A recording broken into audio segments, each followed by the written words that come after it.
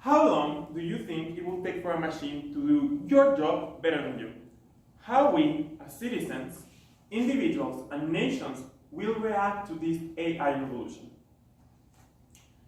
My name is Jose Gutierrez, and in the next presentation, we will talk about how artificial intelligence is bringing several challenges to a nation's stability, how it creates jobs, losses, and increases inequality.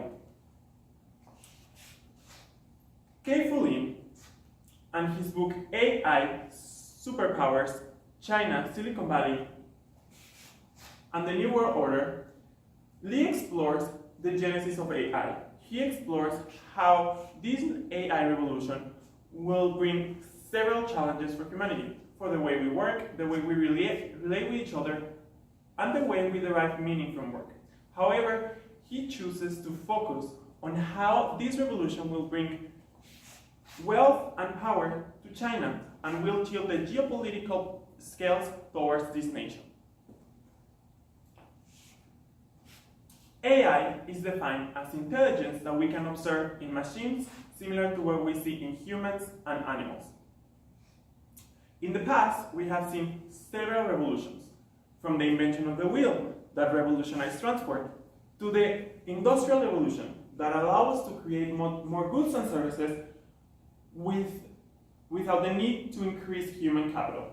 However, AI is fundamentally different, and this revolution focuses on creating a cognitive aspect of human labor, to create machines that don't require human interactions and that are able to take decisions by themselves. As in the Industrial Revolution, we focus on the muscle side to create more output. In this revolution, we will focus on the cognitive side to try to imitate how humans think and then apply it to all sectors across the economy. Then the question becomes, what will be the place for human labor in this new economy? Well, machines can only optimize. They are not able, and more certainly, they will never be able to create. However, in the next 15 years, we'll see that 40% of all jobs across the world will be wiped out of the economy. We can see that more than 60% of jobs in transportation will be lost as a consequence of the AI revolution.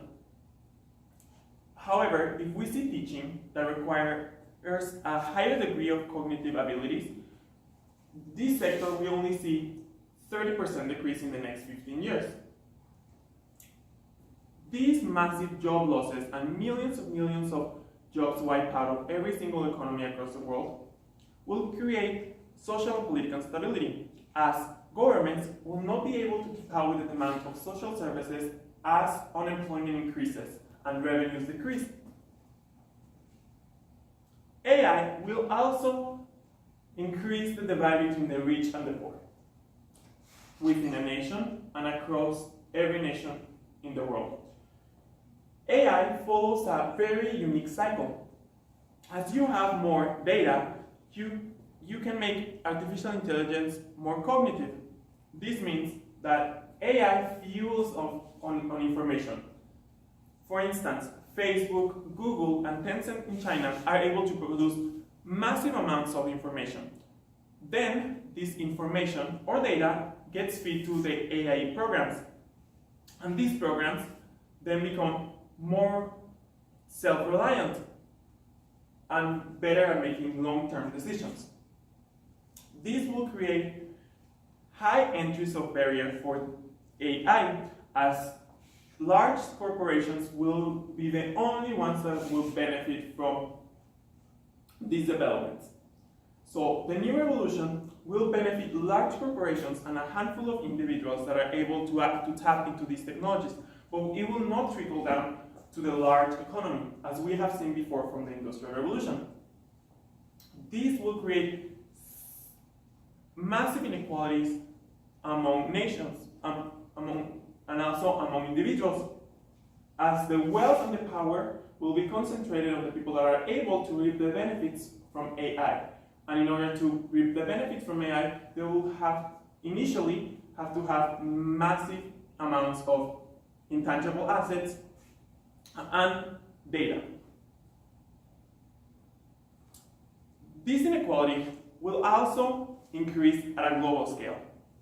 In the past, countries have been able to develop initially based on a manufacturing economy. In order to have a manufacturing economy, you will have to have an advantage over the other economies, which in the past has been low-skill, cheap labor. This has made possible for countries like Singapore and South Korea to develop, as they initially go to a manufacturing state and then they become high-tech developed economies. However, artificial intelligence will destroy this path for development, as it will undercut the only advantage that developing economies have over developed ones, which is cheap, low-skilled labor, further increasing the divide between the rich nations and poor nations. Job losses and increasing inequality will have a lot of impacts on the political stage, as it fuels political instability. Let's take, for instance, the 2016 US election. We have seen that in the past 20 years, manufacturing jobs have decreased in the US. However, profits and productivity have increased. This means that most of the jobs that have been lost in the US as a consequence of automation. In an Oxford paper review of economics, it found that there was a strong correlation between automation and the way people voted in the 2016 election. For example, we can see that with 10% less exposure to automation, Michigan will have turned out for Hillary instead of Mr. Trump. This means that as AI becomes mainstream, there will be a huge segment of the population that will feel left out of the new economy. They will not receive the benefits from this revolution, and they will be increasingly motivated to disrupt the political cycles, such as we observed in the 2016 election.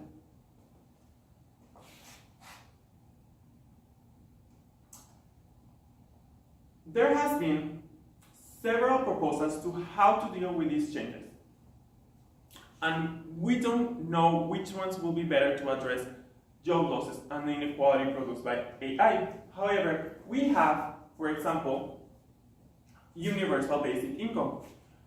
Universal basic income will give each citizen in each nation the amount of money necessary to have a comfortable life and to cover the basic means of living. For instance, if a factory is automating and cutting down 10,000 jobs, that means that that factory will get taxed more in order to give the unemployed at $1,000 each month, which will come also from the revenue of the factory, thus spreading out the benefits of artificial intelligence and automation.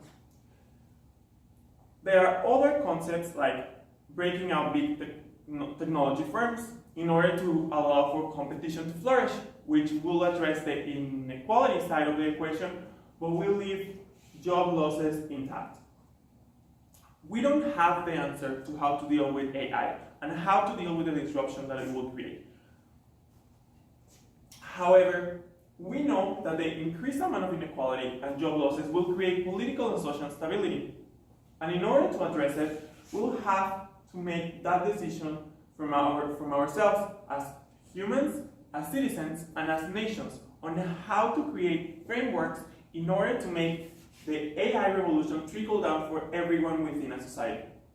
We will have to make these decisions and create these frameworks in order for us to contain the social and political instability and to allow this technology to flourish in a way which is more humane and equal for everyone. We will have to make that decision before it gets made by us, by artificial intelligence. Thank you.